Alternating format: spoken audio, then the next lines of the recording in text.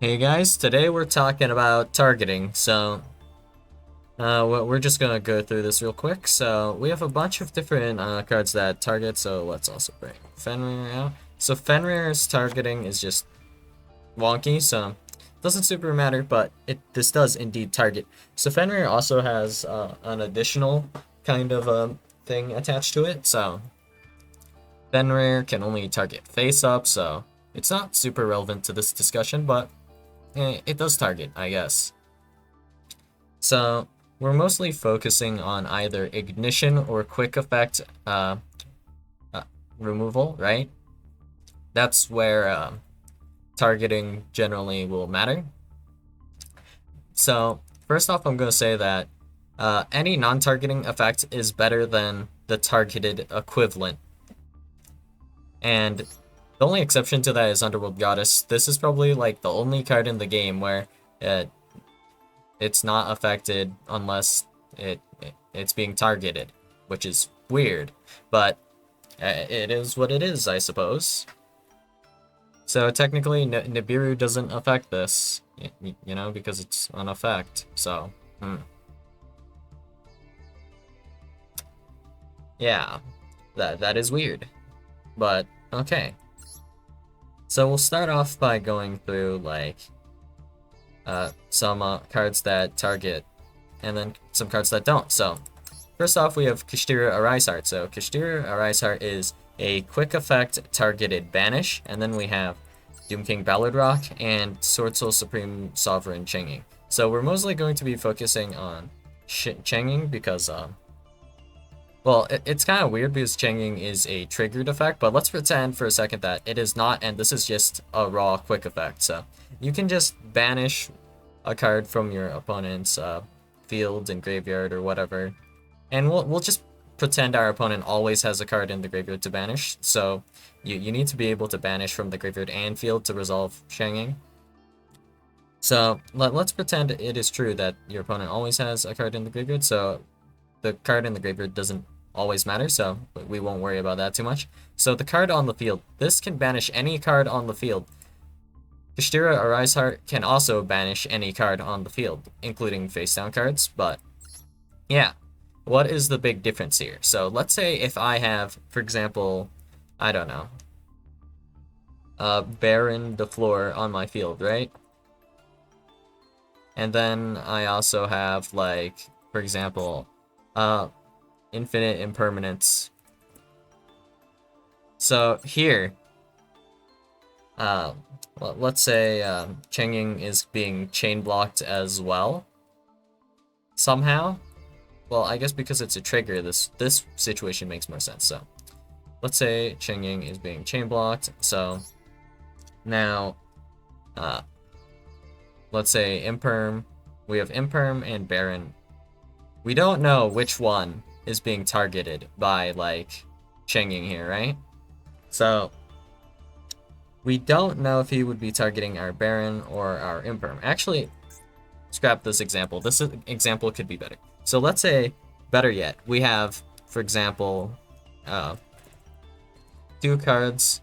This is more relevant, I guess. So we have Waboku, and then we have, let's say, something that doesn't really trigger here. So we have Torrential Tribute. Let's say our opponent's board can be pretty much just completely wiped out by Torrential, right? So our opponent has, like, the only difference between these two examples is our opponent controls either Changing or Arise Heart, okay? So if our opponent activates Changing effect to banish, we don't know if they're targeting Waboku or Torrential Tribute. And if they use Kashtira Arise Heart, they will be able to target Waboku here. So there are a lot of different scenarios that can play out here, right? So if Kashtira Arise Heart target Waboku, you can simply activate Waboku and that is fine. If Kashtira Arise Heart targets Torrential Tribute, you can still hold on to Waboku and use Waboku to stop yourself from getting, like, let's say we're low life points, so we can still Waboku to not lose this turn, okay? But if we have Changing here, Changing chooses the card that gets banished during the chain, so before the chain resolves, we have to either decide whether we want to activate Waboku or not. So if we activate Waboku, our opponent will always be able to banish our Torrential Tribute here, and there is no reason for them to banish Waboku. But if we wait, now we don't know which one they're targeting. So if they like were to banish Waboku, then we're screwed. They attack us for a game, right? So this puts us in a very bad spot in comparison to this. There is more like opportunity for you to do so. So this is just the basic kind of idea, right? Where you don't know what your opponent's targeting. So if I, for example, have Doom King Ballard Rock, right? And my opponent has, for example, a Baron de Fleur, which happens, right? And let's say they have, as well as this, they have a copy of... That doesn't really matter. Like, I don't know. Let's just say yugioh. If they have a copy of yugioh, we can do this lovely chain. So, if chain 1 I activate, let's say something like, it doesn't really matter what I activate, so let's go like, say chain 1 I activate Fenrir, chain 2 yugioh is activated, and then chain 3 I activate Doom King Ballad Rock. Some people don't really understand, for example, like what effect I'm activating on Doom King. So Doom King in particular is even weirder. So it might look like I'm activating negate that effect here, but I can also choose banish one monster from the field or the graveyard. And this doesn't target either, so I can just banish Baron de Fleur that my opponent controls, and then I will just allow them to negate whatever with yugioh. That is completely possible and completely fine for me to do so.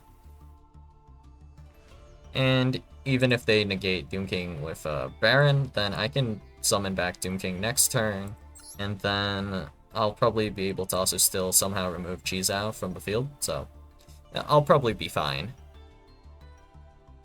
So yeah, there is also this where we do, so sometimes Doom King, Doom King is obviously smaller than Baron. So if I go ahead and, let's say Baron is targeting one of my cards to destroy it, and then I chain Doom King to it, I can just banish Baron off of that as well, and my opponent just will have no clue, and that's just how that will go.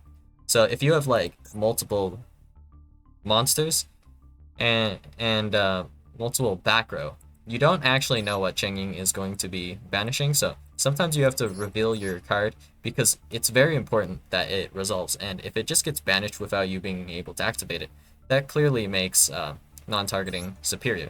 Although it's not like blatantly obvious, and it's not always going to come up, the fact of the matter is that it's harder to deal with. But there are downsides to this to an extent. So with Doom King Ballad Rock and Destiny Hero Destroyer Phoenix Enforcer, there is like this small amount of threat. So you have to, once you resolve the effect, you have to banish a card or destroy a card on the field. So with Destroyer Phoenix Enforcer, for example, let's say I have a copy of Dino Wrestler Pankratops, okay? And my opponent has DP and 2 back row set. So if for whatever reason my opponent decides to activate Destroyer Phoenix Enforcer here, I can tribute my copy of Pankratops to destroy a card, so I can target any of his back row, right? And then, so he would have 2 back row and then DPE, right? So I'll target one of the back row, and it'll just be destroyed. There's probably no point in activating it. Like, let's say it is an imperm or something, it's a called by, it'll just trade for Pank, and it's not really worth bothering to activate. Or it doesn't really resolve in much at all.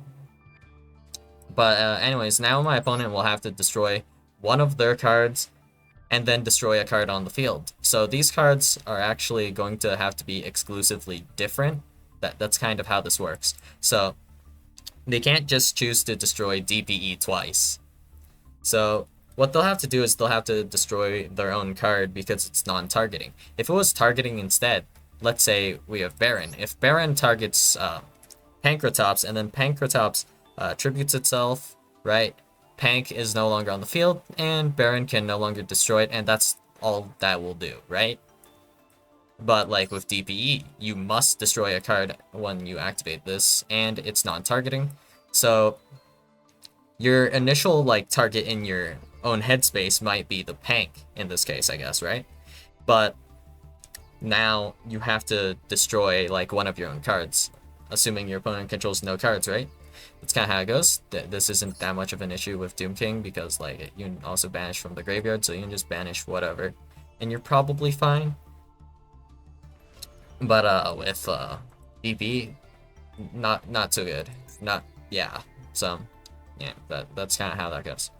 So for example, with Lubellion, we could also use Lubellion for this example in a similar way to how your opponent messing with like the state of the well, graveyard or whatever. Well, basically just moving some cards from place to place. It can mess people up. So, for example, if we have Lubellion, right? Lubellion can indeed shuffle cards from the graveyard, right? But here's a fun chain. So, Lubellion can't shuffle face downs, obviously. So, if we had, for example, Yshtira Birth, this is how this chain would resolve. So, let's assume our opponent just simply has, I don't know, it doesn't really matter too much. But let's say they have just something really dumb. So they have Rise Heart Birth. So our opponent kind of bricked. So we activate Branded Fusion, and then we'll dump, let's say, Tragedy along with Fallen of Albaz to make Lubellion. So Lubellion is a triggered effect here, right? And this Birth will also trigger off of Branded Fusion, so it will go Chain 1 Lubellion, and then you also probably get to choose your Chain 2 as well, because they trigger at the same time. So Lubellion and Tragedy, you can chain those in whatever order, doesn't super matter, and then Yshtira Birth effect happens, and this doesn't target, right? There are some types of fusion cards that might like target, I think, potentially. I don't remember if there were or not, but that sounds like it could be a thing, but whatever. Fusion effects are kind of non-targeted for the most part from what I remember, though. Well, yeah, so if we go ahead and activate, let's say, Lubellion now, well, we would have to, probably, if you chain it, right? So let's say chain 1 Lubellion, chain 2 Tragedy, and then our opponent chains 3 Yshtira Birth, and then this will banish probably Fallen of Albaz. It might banish Tragedy. In fact, yeah, you probably banish Tragedy and then Branded Fusion as well. Banish those 3 face down. So now that they are face down, well, funny thing is this targets, but whatever. So now Lubellion will have to, as long as you have a target for Lubellion's fusion summon, so as long as you can fusion summon, you have to do that fusion summon now. So, like, yeah, if you have something in hand, you have to use that to fusion summon whatever you can make, even if it's like really bad to make. Like, let's say it's like Mudragon. You can make Mudragon because you have 2 monsters with the same attribute but different types. Like, let's say you have a copy of Effect Veiler in hand. You have to make Mudragon with Effect Veiler and Lubellion. That is now what you have to do. And that's just how that works. Assuming that would be your only target anyways. So, yeah. Since our opponent is on, like, Yshtira, it's not unreasonable for them to, like, banish your extra deck monster. So, let's say, for example, there was a Despia monster you could make. Like, for example, maybe Boritis or, like, Masquerade or something. But you don't have any of these in your extra deck. And you have, like, Dramaturge of Despia. It's humorous, but you would have to shuffle back your Lubellion and like Dramaturge into the deck to then make a copy of like Mudragon, assuming you ran Mudragon. So yeah, that pretty goofy, but that is kind of another interaction with targeting and non-targeting. So targeted effects usually don't have this kind of drawback, so it's not that big of a deal, but this is kind of a thing that would happen to tier limits as well, where you could essentially sometimes, well, it depends, right? But you can sometimes force your opponent to make like Mud Dragon with their Havness or Shirin. If you like make it so they only have one tier limit name, they might still have a legal target, and then they'd be forced to make that legal target even though it's like not so good to make, right? So I'm pretty sure Starving Venom isn't makeable because it requires monsters on the field. But yeah, that's kind of how that works. And yeah, targeting versus non-targeting. So there's a slight drawback when it comes to certain situations, but those don't come up super often. In more cases rather than not, right? It's pretty brutal how strong non-targeting can be. Like, notably with DPE, this card was a super big menace, like very hard to deal with. So, I mean, best thing you might be able to do is with the non-targeting effect, they choose what card they destroy as well uh, during chain resolution. So if you could remove like DP, like ideally with a banish, like at some point, right? So you do that, and then this won't summon back. Your opponent would have to destroy one of their cards. That's also one way to kind of abuse that non-targeting part. But at the same time, if you have a bunch of back row, right? Some back row is more valuable than others, so yeah. So let's say we have Imperm. We have a copy of Imperm. We have a copy of, let's say, Welcome, Labyrinth. Okay, so Welcome. And then let's say we have a copy of normal Welcome as well. And then what else would we maybe have? Well, I guess this wouldn't matter, so let's just say Book of Moon. So we have a lot of back row here, right? So I'll tell you, like, well, let's actually remove Welcome. Let's just say we have these three, actually, okay? So we have Book of Moon set, Infinite Impermanence, and Big Welcome, so you could technically, I guess, like, Imperm, DP, but, like, that's not going to do much, right?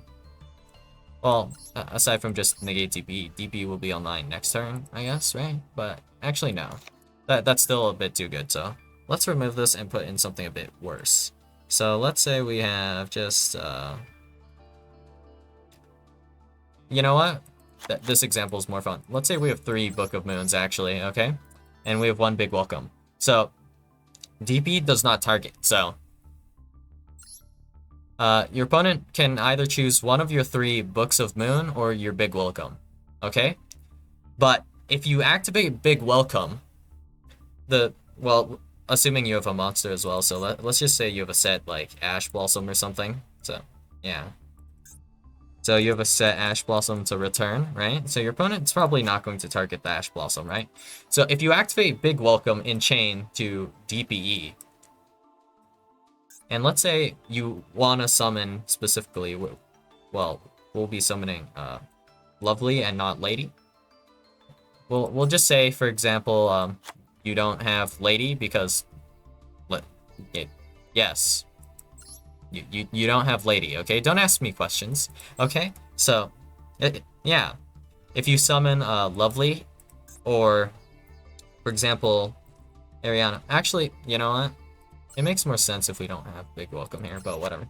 So if you summon either Lovely or Ariana in this current chain, so if we have chain 1 DPE and then chain 2, like Big Welcome or Welcome, it doesn't matter which one really. So you'll return Ash Blossom in the chain, and then you'll summon Ariana or Lovely. So Lovely or Ariana can then be destroyed in chain 1 here, by DPE, and then it will not be on the field to trigger their effect, because they have to be on the field to trigger, right? And this will have to happen in the next chain because it doesn't happen in chain resolution. So if you big welcome, summon Lovely, Lovely just gets popped, and it does nothing. Same with Ariana. But I guess the better example is, instead of using like DPE for this, we would have Chengying, because Chengying does not destroy, you know? And then that would actually banish the copy of whatchamacallit, Lady Lab as well. So yeah, you're kind of gambling if your opponent hits a Book of Moon or the Welcome. But if they, of course, hit the Welcome, then your Welcome is just gone, and you will never have a chance to resolve it because it is now in the graveyard. I mean, this card in particular has a graveyard effect, so but like that's kind of the idea here. It's just that you don't know what your opponent's targeting, and it results in this kind of awkward situation. I think there are probably better decks to use as examples for this, right? But yeah, it's just the concept that matters. It's kind of like how if we have, for example, let's say Call of the Haunted, and then we have, let's say, for example, on summon effect, like what's a good on summon effect that we can use? Let's go with simply Apira. So if we have Epiria, how do you spell this card? Ugh. Draw one card, summon.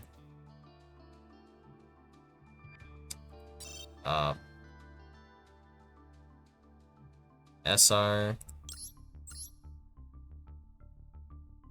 Where is this? Ah, here we go. Epiria. Okay. So let's say we have Call of the Haunted and Epiria. Let's say your opponent just targets Call of the Haunted. Doesn't really matter what they target it with. It's just that they target removal on Call of the Haunted. So you activate Call of the Haunted, targeting Epiria. Let's just pretend Epiria is your only card in your graveyard. All right. So if you resolve this chain now, it will be Call of the Haunted, summons Epiria, and then like whatever removes Call of the Haunted, and then Epiria will instantly go into the graveyard when this is removed, because it will be gone, right? Wait, is this the right card? Yeah. Destroy that monster. So it instantly destroys Epiria, so you do not get the draw on Epiria. That's basically how it works. And yeah. That is basically non-targeting in a nutshell, but we're mostly focusing on like non-targeting that doesn't just board wipe, because technically, I mean, is there an argument that needs to be made, like Zeus removal? Yeah, this doesn't target, it just wipes the entire board. So we're just talking about like banish one targeted or banish one untargeted, mostly, right? So yeah, I mean, yeah, no, non-target removal right here. And then we also have, like, for example, Earth's Dark Lord. Destroy all the cards your opponent controls. Yeah, that sure is removal. And it sure doesn't target. And yeah, I guess that's about it, right? I don't think I missed anything super important here, but yeah. Pretty sure that's everything. Okay. So, yeah. That's all I've got for you guys today, and I'll see you guys in the next video. Bye.